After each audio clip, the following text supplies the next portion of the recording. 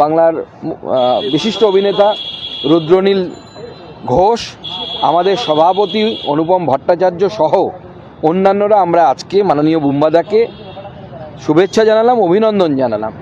কারণ প্রায় 40 বছর ধরে বাংলা সিনেমাকে যে ব্যক্তিটি এইভাবে সেবা করে গেছেন বাংলা সিনেমার, বাংলা ফিল্ম ইন্ডাস্ট্রির, তার এই অবদানকে পদ্ম পুরস্কারের মধ্য দিয়ে মাননীয় প্রধানমন্ত্রী শ্রী নরেন্দ্র মোদীজি যেভাবে স্বীকৃতি দিলেন, অ্যাকনলেজমেন্ট করলেন, এই অ্যাকনলেজমেন্ট প্রাপ্তি বাংলার জন্য অত্যন্ত আনন্দের, আমাদের জন্য অত্যন্ত আনন্দের। বুম্বাদা রাজনীতির ঊর্ধ্বে, তাকে রাজনীতিতে জড়ানোর চেষ্টা করবেন না আপনারা আশা করি, এবং মাননীয় বুম্বাদা আগামী দিনেও বাংলা সিনেমাকে এইভাবে সার্ভ করুক, বাংলা সিনেমাকে এইভাবে উত্তরোত্তর শ্রীবৃদ্ধিতে যাক। আপনারা জানেন রিসেন্টলি ওনার একটি সিনেমা অলরেডি বিভিন্ন হলে চলছে, তারও আমরা সফলতা কামনা করেছি, ওনাকে বলেছি, এবং সিনেমাটি অলরেডি আমার মনে হয় সফলতার দিকে চলে গেছে। অভিষেক বন্দ্যোপাধ্যায় তিনি রঞ্জিত মল্লিকের কাছে গেছিলেন, তিনি উন্নয়নের পাঁচালী তুলে দিয়েছিলেন, তিনি কেন্দ্রীয় বঞ্চনার কথা বলে এসেছিলেন, এগুলোর কোনোটাই তাহলে আপনারা করলেন না? আমরা রাজনীতি করতে আসিনি তো, আমাদের কাজ হচ্ছে ওনাকে সম্বর্ধনা দেয়া এবং ওনাকে অভিনন্দন জানানো। দেখুন, সব কিছুতে রাজনীতি আনতে হয় না, সব কিছুতে রাজনীতি ঢোকাতে হয় না।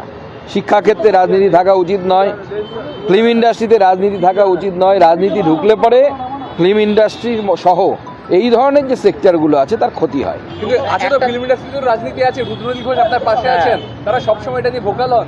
দেখুন, রুদ্রনীল ঘোষ আমাদের পার্টির নেতা, কিন্তু যখন তিনি অভিনয় করতে যান তখন তিনি অভিনেতা, সেখানে রাজনীতি থাকে না এবং থাকা উচিতও না।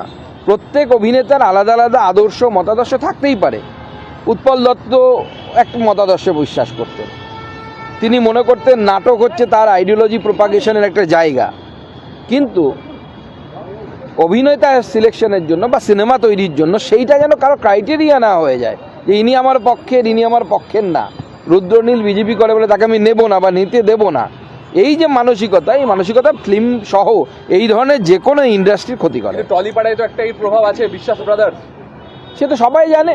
মধু কৈটবও আছে, মধু কৈটব যখন আছে, মধু কৈটবে যা হয়েছিল সেটাই হবে আগামী দিনে। বলছি সুকান্তদা 8 ঘন্টার ওপর সময় ছিলেন, এই বিষয়ে আলোচনা হলো। দেখুন, আমি নিজে একজন ফিল্ম লাভার এবং আমি ওনার বহু সিনেমা দেখেছি। যে সিনেমার কথা বললাম কাকাবাবু সিরিজ, তার সবকটা আমার দেখা আছে। তো স্বাভাবিক, যখন ফিল্ম নিয়ে যখন আলোচনা হচ্ছে, যে কোনো আর 5টা বাঙালির মতো আমিও তো সিনেমা দেখতে ভালোবাসি।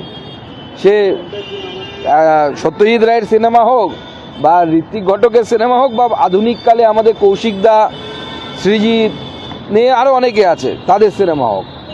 তো প্রত্যেকটি বিষয়ে যখন আলোচনা হচ্ছিল এবং এতজন আমাদের ফিল্ম যারা ফিল্মের সাথে যুক্ত বা এই লাইনের সাথে যুক্ত ব্যক্তি ছিলেন, যারা অনেকেই পূর্ব পরিচিত, একজন প্রডিউসারও আছে যিনি প্রসেনজিৎ দার সিনেমা প্রডিউস করেছিলেন এক সময় আমাদের সাথে। তো স্বাভাবিকভাবে আমাদের আলোচনা ফিল্ম নিয়েই ছিল, কোনো রাজনীতির আলোচনা হয়। দেখুন, আমরা রাজনীতি করতে আসিনি তো, আপনি গুলিয়ে দিচ্ছেন। সব নেতা একরকম হয় না, কিছু নেতা সিনেমাও দেখে, সিনেমা নিয়ে আলোচনা করতে পারে, কেউ পাঁচালি পড়তে পারে। পাঁচালি যাদের পাঁচালি পড়ার ইচ্ছে তাদের পাঁচালি পড়তে দিন না। সুকান্তদা, ডাইরেক্ট একটা প্রশ্ন, এবার হচ্ছে বাংলায় 1 দফায় ভোট হতে পারে, কারচুপি আটকানো সম্ভব? দেখুন, প্রথম কথা হচ্ছে 1 দফায় হবে না 5 দফায় হবে আমরা জানি না। এখনো পর্যন্ত আমাদের কাছে সরকারি কোনো কমিউনিকেশন বা ইলেকশন কমিশনের কোনো কমিউনিকেশন আসেনি। যত দফাতেই হোক ভারতীয় জনতা পার্টি তৈরি আছে, কিন্তু আমাদের দাবি হচ্ছে প্রত্যেকটি বুথে, বুথ প্রেমিসেসের মধ্যে এবং বাইরে পর্যাপ্ত পরিমাণ কেন্দ্রীয় বাহিনী, এবং কেন্দ্রীয় বাহিনী যদি কম হয় তাহলে অন্য রাজ্যের পুলিশ যেন থাকে। পশ্চিমবঙ্গ পুলিশের উপর ভরসা করে এখানে ভোট করানো যাবে না। শেষ দিন 4 লক্ষ নাম বাদ পড়তে চলেছে, এটা নির্বাচন কমিশনের বিষয়, আমরা কি বলবো, আমরা তো পার্টিসিপেট করেছি তাতে। আপনাদের বিভিন্ন অভিযোগ ছিল, সেগুলো আপনারা নির্বাচন কমিশনারকে অনেক সময় জানিয়েছেন, কিন্তু তার কি কোনো পদক্ষেপ যেটা আপনারা চেয়েছিলেন সেরকম কি পেয়েছেন? দেখুন, নির্বাচন কমিশনকে আমরা টাইম টু টাইম জানিয়েছি। লিস্ট বেরোলে পরে আমরা বুঝতে পারবো, লিস্ট বেরোতে দিন, ড্রাফট লিস্ট বেরিয়েছে, ফাইনাল লিস্ট বেরোতে দিন, তারপরে ভারতীয় জনতা পার্টি আমরা আমাদের স্ট্যান্ড পরিষ্কার করে বলবো। আমরা দেখুন, একটা জিনিস স্পষ্ট বলে দিয়েছি, বাংলার জনতার সামনে এটা ক্লিয়ার হয়ে গেছে, ইলেকশন কমিশন বলে আলাদা কোনো বস্তু হয় না। কারণ ইলেকশন কমিশনের একজন অফিসার যিনি রাজ্যের প্রধান, মনোজ আগরওয়াল সম্ভবত তার নাম, তিনি ইলেকশন কমিশনের বসানো, বাদবাকি পুরো মেশিনারিটা হচ্ছে রাজ্য সরকারের। এইআরও রাজ্য সরকারের অফিসার, ইআরও রাজ্য সরকারের অফিসার, বিএলও রাজ্য সরকারের অফিসার। অতএব যদি কোথাও কোনো ভুল হয় তার দায় রাজ্য সরকারের, কারণ রাজ্য সরকারি অফিসাররা কাজ করেছে। এরকম নয় যে তারা ইলেকশন কমিশন তাদেরকে বলে দিয়েছে তোমরা এইটা করো, তারা তো নিজের মতো করেছে। ফর্ম ফিল আপ কীভাবে করতে হবে তারা করেছে। ভট্টাচার্য তে দুটো দিয়েছে না একটা দিয়েছে, এবং তার জন্য যদি কেউ ডাক পায় তার দায়িত্ব যে বিএলও ওটা করেছে তার। চ্যাটার্জি এবং চট্টোপাধ্যায় একই ব্যক্তি, আজকে সেটা বাঙালি ছাড়া বোঝা সম্ভব নয়। মাইক্রো অবজারভার চাওয়া হয়েছিল, ক্লাস 2 অফিসার চেয়েছিল নির্বাচন কমিশন রাজ্য সরকারের কাছ থেকে। নির্বাচন কমিশনের সেই ক্লাস 2 অফিসার দেয়নি পশ্চিমবঙ্গ সরকার, তাকে নির্বাচন কমিশনকে বাইরে থেকে লোক নিয়ে আনতে হয়েছে, হিন্দিভাষী রাজ্য থেকে নিয়ে আনতে হয়েছে, বা কোথা থেকে এনেছে আমরাও জানি না। যদি এনে থাকেন তো হিন্দিভাষী রাজ্যের লোক, সে তো ভট্টাচার্য দুটো এনে একটাই সেও জানবে না, ব্যানার্জি আর বন্দ্যোপাধ্যায়টা একই বস্তু একই ব্যক্তি, সেটা তার পক্ষে জানা সম্ভব নয়। যারা কাজ করলো তারা টাকা পাননি, মুখ্য সচিবকে চিঠি পাঠানো হয়েছে গতকাল, বলা হয়েছে বকেয়া টাকা মিটিয়ে দিতে। হ্যাঁ, দেয়া না দেয়া হয়নি তো। 17,000 টাকা করে তাদের পাওয়ার কথা বিএলওদেরকে, এখনো পর্যন্ত সেই টাকা পায়নি। যতদূর আমাদের কাছে খবর 7,000 টাকা করে রাজ্য সরকার দিয়েছে, তার বেশি রাজ্য সরকার দেয়নি। পরে যদি দিয়ে থাকে আমার জানা নেই। পূর্ব মেদিনীপুরে হেল্পলাইন চালু করলো পুলিশ, সরকারি প্রকল্পে কাটমানির অভিযোগ। পুলিশ হেল্পলাইন দিয়েছে, কেউ যদি এরকম অভিযোগ থাকে তাদের পরিচয় গোপন রেখে তাদের এই ব্যাপারে পদক্ষেপ করা। মূলত বাংলার বাড়ি প্রকল্প। দেখুন, ঠকবাস্তে গা উজাড় হওয়ার যে অবস্থা, সেই ঠকবাস্তে গা উজাড় হওয়ার মতো অবস্থা হবে। ওখানে হয়তো নতুন কেউ অফিসার গেছে, সে গিয়ে হয়তো এগুলো নতুন মামদোবাজি করছে। আসলে কি, এই যে বাংলার বাড়ি বলে যেটা দেয়া হয়েছে, এই বাড়ি ফাড়ি তো কেউ পাবে না। এই প্রকল্পটা চালুই করা হয়েছে কেন? যাতে তৃণমূল কংগ্রেস নেতারা, লোকাল লেভেল নেতারা কারো কাছে 20,000, কারো কাছে 30,000 করে টাকাটা তুলতে পারে এবং সেটা ভোটে খরচ করতে পারে নিজের বুথে, সেই জন্য দিয়েছে। চালু হওয়ার কথা ছিল, রাজ্য সরকারের অসহযোগিতা, তাই কোনোভাবে সেই রেল প্রকল্প চালু হচ্ছে না। কোথায়? নন্দীগ্রাম। না, সে তো রাজ্য সরকারের অসহযোগিতার জন্য পশ্চিমবঙ্গে অ্যাট প্রেজেন্ট প্রায় 50-এর উপরে প্রকল্প বন্ধ হয়ে আছে।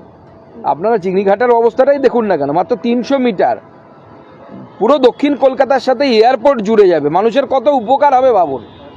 শুধুমাত্র রাজনীতির জন্য আজকে দক্ষিণ কলকাতার সাথে এয়ারপোর্টে সরাসরি যোগাযোগটা হচ্ছে না। 300 মিটার, অনলি 300 মিটার লেন। দাদা, হিয়ারিং এর গোটা পর্ব জুড়ে তৃণমূলের তরফে অভিযোগ করা হলো মানুষের হেনস্থা। মালদার একটি ঘটনা খবরে প্রকাশিত হয়েছে যে মাদ্রাসার এক শিক্ষক, তিনি যেতে গেছিলেন, স্ত্রী, কন্যা, সন্তান, পুত্র সন্তান নিয়ে, স্ত্রী এবং পুত্র সন্তান মারা গেছে যাওয়ার পথে দুর্ঘটনা। তো তাদেরকে দেহ মর্গে রেখেই তাকে সেই শুনানিতে যেতে হয়েছে। দেখুন, নির্বাচন কমিশন মানে এআইটিসি পোস্ট করেছে, এআইটিসি একটা ন্যারেটিভ তৈরি করার চেষ্টা করছে। সেই ন্যারেটিভটা পুরোটাই হচ্ছে আইপ্যাকের মস্তিষ্ক প্রসূত, আইপ্যাকের দ্বারা এই ন্যারেটিভ তৈরি হচ্ছে। আজকে তিনি এসআইআরে গেছেন, অ্যাক্সিডেন্ট হয়েছে, অত্যন্ত দুঃখজনক ঘটনা। কিন্তু প্রশ্নটা হচ্ছে, উনি মানে এটা কি আমরা কেউ বলতে পারি যে উনি অন্যদিন বেরোলে পরে এসআইআরের জন্য অন্য কাজে বেরোলে অ্যাক্সিডেন্ট হতো না? আমাদের অনেকের সাথে অ্যাক্সিডেন্ট হয়, দুর্ভাগ্যজনক। কি করা যায়? বিধানসভায় অগ্নিমিত্রা পলের বক্তব্য নিয়ে আজকে নিন্দা প্রস্তাব এনেছেন শোভনদেব চট্টোপাধ্যায়। শোভনদেব চট্টোপাধ্যায় কাজ নেই তাই করছে, মুসলিম তোষণ করার চেষ্টা করছে। তো উনি কি খারাপ বলেছেন? মাদ্রাসাতে কি বেরোয় না? কতগুলো প্রমাণ লাগবে? মাদ্রাসাতে থেকে যে উগ্রপন্থী বেরিয়েছে তার কতগুলো প্রমাণ লাগবে, আমরা দিয়ে দেবো। পাকিস্তানে বেরিয়েছে, বাংলাদেশে বেরিয়েছে, ভারতবর্ষে 2-4টে বেরিয়েছে, তো নতুন কি? তো ইউনিভার্সালি প্রুফ। বিএলওদের কাছে নয়া দায়িত্ব দেওয়া হয়েছে যে তারা এবার বিএলওদের কাছে নয়া দায়িত্ব, তাদেরকে ভোটার স্লিপ বিলি করতে হবে। কি ভাবছেন, কিভাবে দেখবেন? এর আগেও তো রাজ্য সরকারি কর্মচারীরাই ভোটার স্লিপ বিলি করতো নির্বাচন কমিশনের হয়ে, তো নতুন কিছু নয়। বিভিন্ন সময় দেখা গেছে বামেরা তারা ভোট কেটে তৃণমূলকে কোথাও সাহায্য করেছে, অভিযোগ আপনাদেরই। তাদের জোট নিয়ে এত সমস্যা, এই হুমায়ুন, এই নওশাদ, এই হচ্ছে না, এই ব্যাপারটা আপনারা কিভাবে দেখছেন? আর এবার মিমের সঙ্গেও তারা হাত বাঁধতে চলেছে। দেখুন, কার হাত ধরবে আমাদের জানা নেই। বামফ্রন্টের অবস্থা হচ্ছে এখন হয়ে গেছে সেই ছেলে বা মেয়ের মতো, যার 3 মাসের বেশি বয়ফ্রেন্ড বা গার্লফ্রেন্ড থেকে না, কখনো একে চুমু খাচ্ছে, কখনো ওকে চুমু খাচ্ছে। করতে দিন, কি আছে, যাকে চুমু খাবে খাক, আমাদের কোনো অসুবিধা নেই। থ্যাংক ইউ, ধন্যবাদ।